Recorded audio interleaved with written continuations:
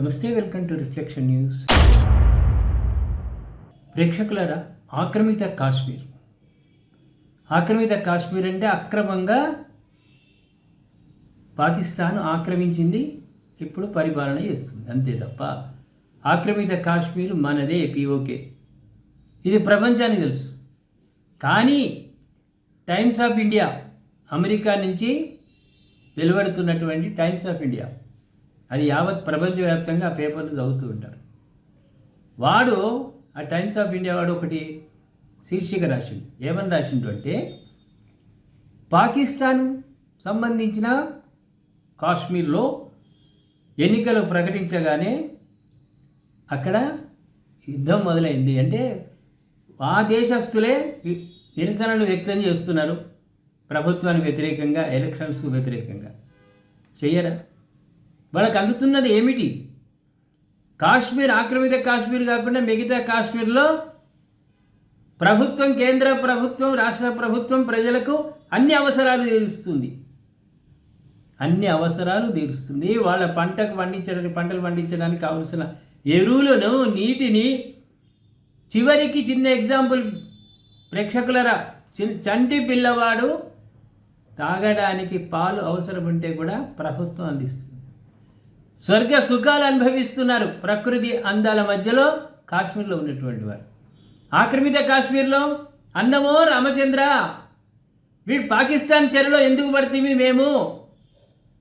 మాకు అవసరాలు లేదు, తిండి గింజలు లేవు, నీళ్లు లేవు, మన్ను లేదు, మశానం లేదు, పెట్రోల్ కొందామంటే 700, 800 ఒక లీటర్కు. వాడు ఏం సంపాదిస్తుండని 700 పెట్రోల్ పోయించుకుంటాడు?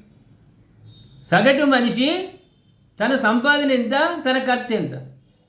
ఒకవేళ 700, 800 అత్యవసరమై పెట్టినా కూడా దొరకనటువంటి దుస్థితిలో ఉంది.